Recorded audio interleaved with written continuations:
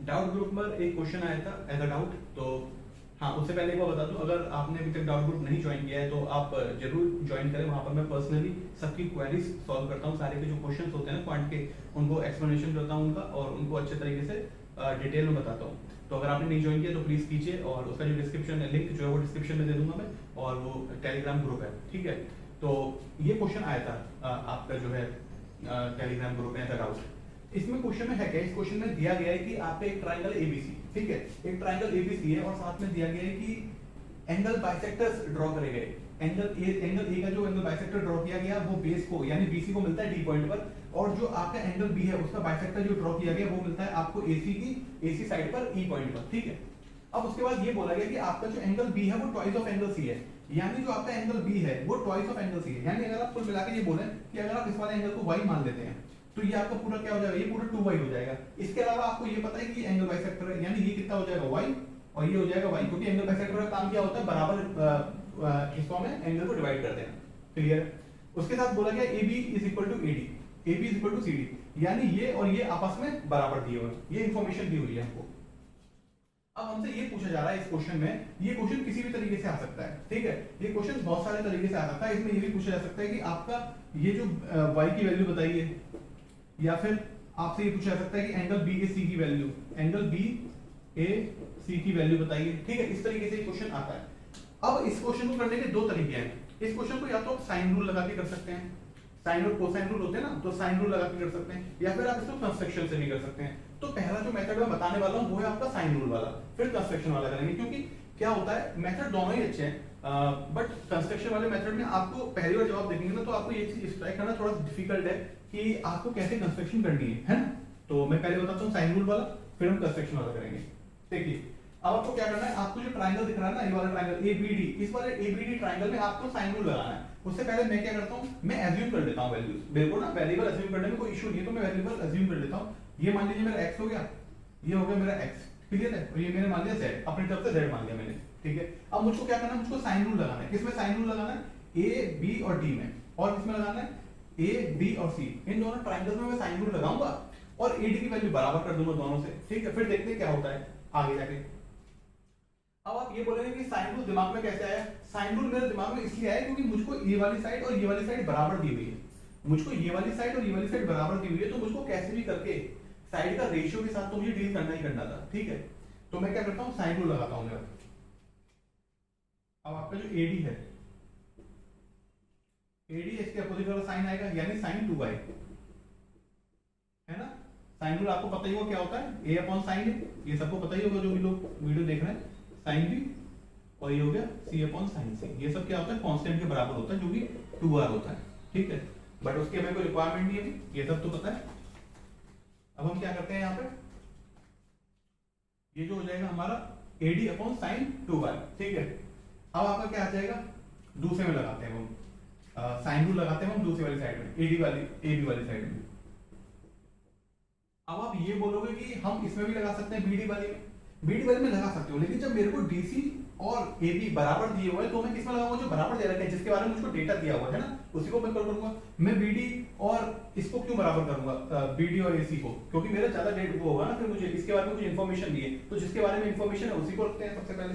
तो AB और AB के नीचे क्या आएगा, sine B, sine Z, sine Z आ गया, ये आपकी पहली क्वेश्चन होगी, ठीक है। अब मैं यही चीज यहाँ पे एग्जीक्यूट करता हूँ ट्रायंगल ADC में, ADC में जब मैं एग्जीक्यूट करूंगा इसको, तो मेरा क्या आ जाएगा, मेरा आ जाएगा AD upon sine Y,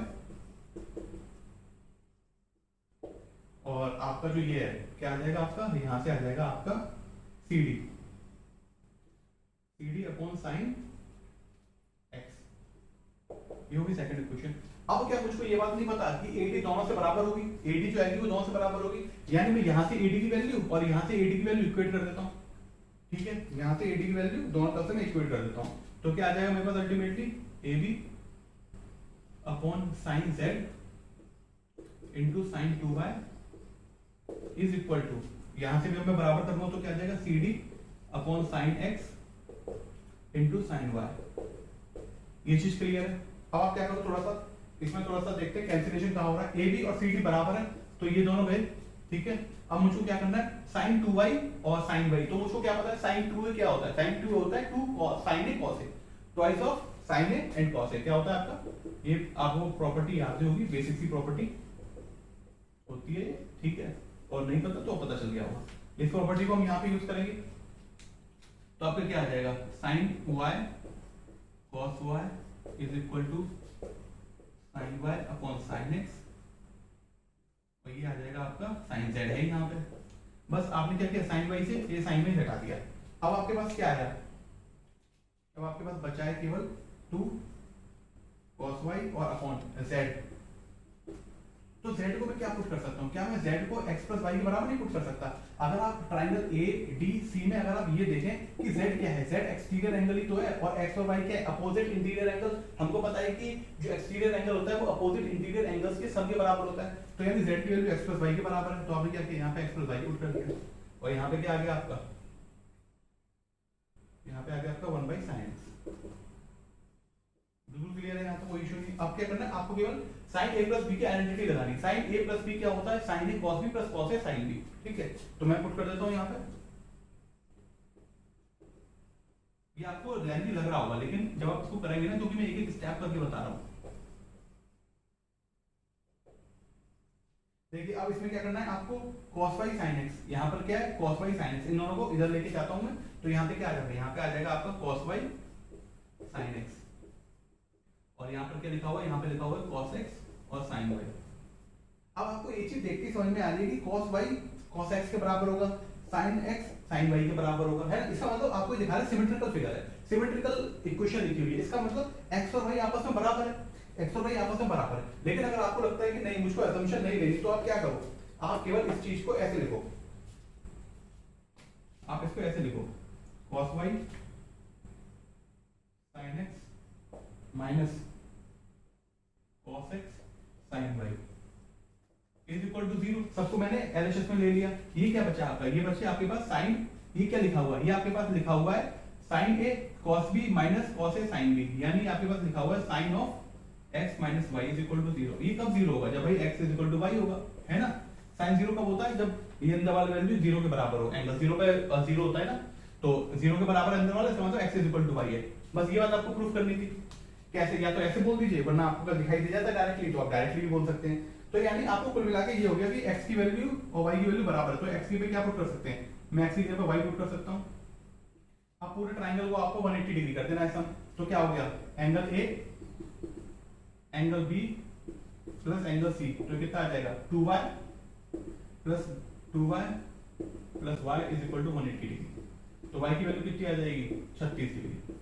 y की वैल्यू 36 डिग्री आ गई। जैसे ही y की वैल्यू 36 डिग्री आई, तो आपको पता चल गया कि एंगल A कितना है, 2y, तो यानी ये कितना हो जाएगा 72 डिग्री, ये कितना हो जाएगा 36 डिग्री, ये भी 36 डिग्री, और ये हो जाएगा आपका 36 डिग्री। यानी ये पूरा एंगल कितना हो गया, 72 डिग्री हो गया। हो गया कि नहीं हो गया। तो यानी एंगल A और एंगल B तो आपस में बराबर हो गए, यानी ये पूरा का पूरा ट्रायंगल आप अपने आप में आइसोसेलेस ट्रायंगल हो गया, ठीक है। ये बात आपको समझ में आ गई।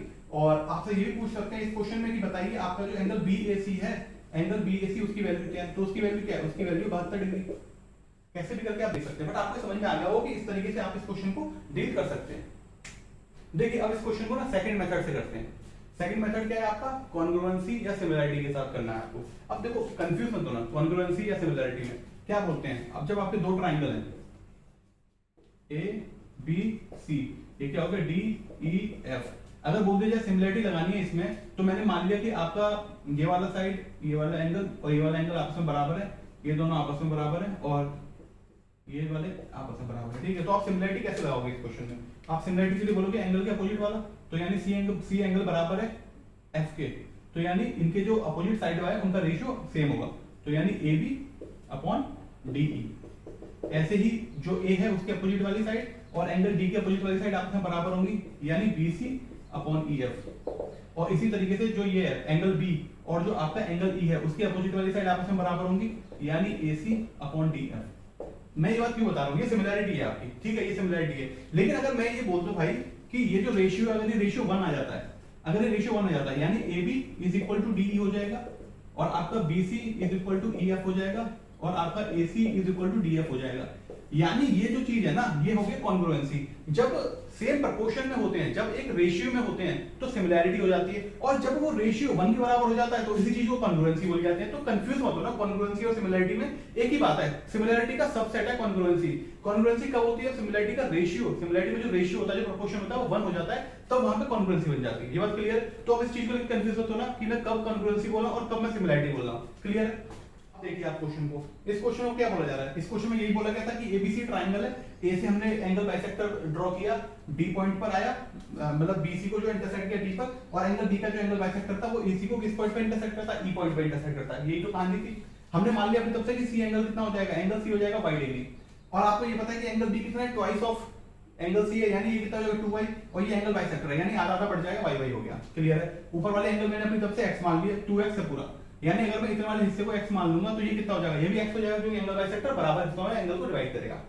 यहां तक बात बिल्कुल क्लियर है। अब इस वाले क्वेश्चन में आपको ये चीज समझ में आ रही है कि ये वाली साइड DC मुझको बराबर दे रखी है AB के, DC मुझको बराबर दे रखी है AB के, तो आपको ये पता चल रहा है कि मुझे सिमिलैरिटी लगानी है कहीं पर, तो इसका मतलब मेरे को ऐसी सिमिलैरिटी लगानी है कि ट्रायंगल की ये वाली साइड DC और AB, एक कोई दो ऐसे ट्रायंगल पकड़ने जिनकी साइड कौन कौन सी हो। एक ट्रायंगल की साइड तो भाई साहब DC होनी ही चाहिए, और एक ट्रायंगल की साइड भाई साहब AB होनी ही चाहिए। ये बात ठीक है?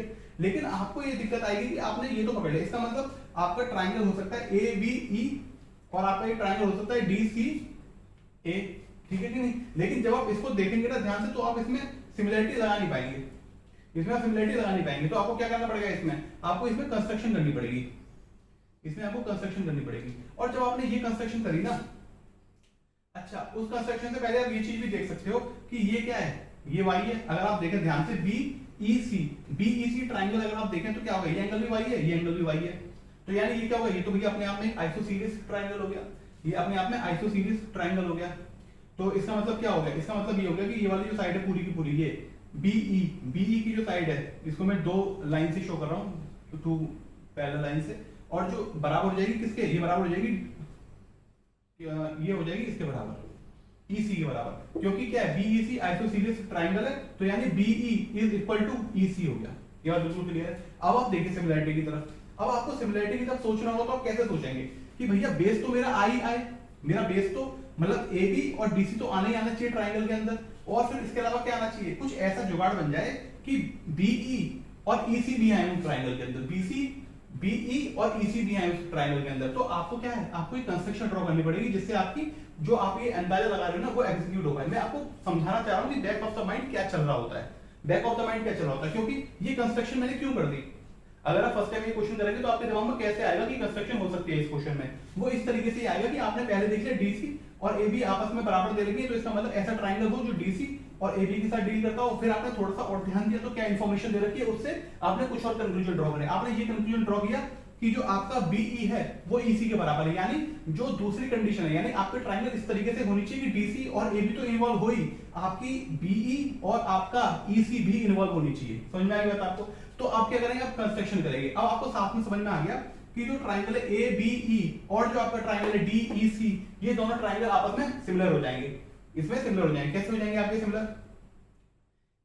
ये जो एंगल है DC तो आपका AB के बराबर हो गया, DC आपका AB के बराबर हो गया, इसके अलावा EC आपका BE के बराबर हो गया। और तीसरी कंडीशन क्या थी? एंगल वाली कंडीशन, जो आपका एंगल C है वो y के बराबर है, और इस वाले ट्रायंगल में जो आपका ABE है वो कितना है? वो भी y के बराबर है। तो यानी दो साइड और एक बीच का एक एंगल बराबर हो रहे हैं, तो इसका मतलब सिमिलैरिटी लग रही है। कॉन्ग्रुएंसी बोलो या सिमिलैरिटी बोलो, ठीक है? वैसे तो कॉन्ग्रुएंट है क्योंकि बराबर बराबर कंडीशन आ रही है, ठीक है? तो इसका मतलब ये दोनों ट्रायंगल और ये दोनों ट्रायंगल आपस में कॉन्ग्रुएंट हो गए। चलो, ये तो भैया ये बात हो गई हमारी, इतनी समझ में आ गई। इसका मतलब मुझको एक चीज और समझ में आ गई इस बात से, ये वाली साइड इस वाली साइड के बराबर, ये वाली साइड इस वाली साइड के बराबर, और ट्रायंगल कॉन्ग्रुएंट है, यानी ये वाली जो साइड है, तीसरी साइड जो बच गई, दोनों वो भी आपस में बराबर होंगी। इधर ये वाली साइड बच गई और इधर ये वाली साइड बच गई। ये बात बिल्कुल क्लियर है, कोई इशू नहीं इसमें। अब जैसे ही मैंने ये दोनों साइडें आपस में बराबर करी, मेरा एक और तरफ दिमाग चला, मैंने देखा कि ट्रायंगल ADE इस ट्रायंगल में एक एंगल x है और उसके अपोजिट वाली साइड, ये दोनों के साइड बराबर है। तो जब इस वाली साइड के अपोजिट वाला एंगल x है, तो इस वाली साइड के अपोजिट वाला एंगल भी x होगा, ये भी भाई साहब x होगा, है ना? आइसोसीलिस ट्रायंगल है ये भी। ये बात क्लियर है? फिर आपको क्या देखना है, फिर आपको ये देखना है कि कैसे भी करके ये एंगल निकले, कैसे भी करके आपका ये वाला एंगल निकले। ये वाला एंगल कैसे निकलेगा, ये वाला एंगल। देखो इस वाले एंगल को निकालने के लिए आपको क्या करना पड़ेगा, क्योंकि मैं पता है क्यों कह रहा हूं ये वाला एंगल निकले, क्योंकि मैं फिर इन दोनों को x + 2y को इसके बराबर रख दूंगा। एक्सटीरियर एंगल प्रॉपर्टी लगा के इन दोनों एंगल्स का सम इन दोनों एंगल्स के बराबर रख दूंगा। मेरा ये दिमाग में चल रहा है, इसकी वजह से मैं कह रहा हूं कि मुझको ये वाला एंगल निकल जाए कैसे भी करके। और मैं इसी एंगल के पीछे क्यों पड़ा हूं, क्योंकि मुझको मालूम है ना सिमिलरिटी लग गई है ये वाले ट्रायंगल में और जो आपका एबीई ट्रायंगल है। तो जब एक एंगल और कॉन्ग्रुएंट हो गए तो इसका मतलब एंगल्स भी बराबर हो गए, कॉन्ग्रुएंसी में एंगल्स बराबर होंगे। तो यानी अगर ये वाला एंगल y है, यानी तीन पत्तियों के अपोजिट वाला एंगल y है, यानी तीन पत्तियों के अपोजिट वाला एंगल y है, ठीक है। दो पत्तियों के अपोजिट वाला एंगल चाहिए मुझे, यहाँ पे दो पत्तियों के अपोजिट वाला एंगल क्या है, दो पत्तियों के अपोजिट वाला एंगल ये है ना पूरा। पत्तियां समझ रहे हो ना, पत्तियां मतलब मैं इसको बोल रहा हूँ जो लाइन ड्रॉ कर रहा हूँ मैं, क्या दोबारा बोलता हूँ मैं, दो पत्तियों के अपोजिट वाला एंगल मुझको चाहिए, दो पत्तियों के अपोजिट वाला एंगल मुझको चाहिए, कितना है 2x, तो ये कितना हो जाएगा 2x।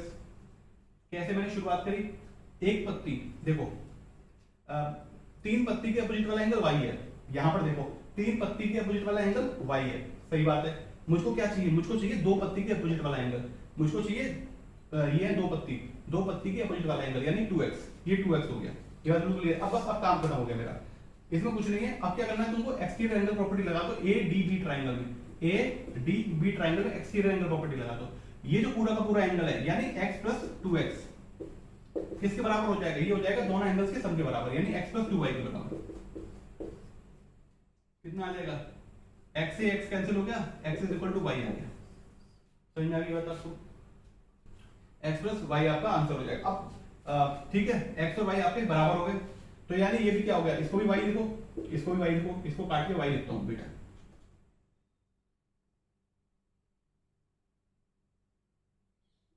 y।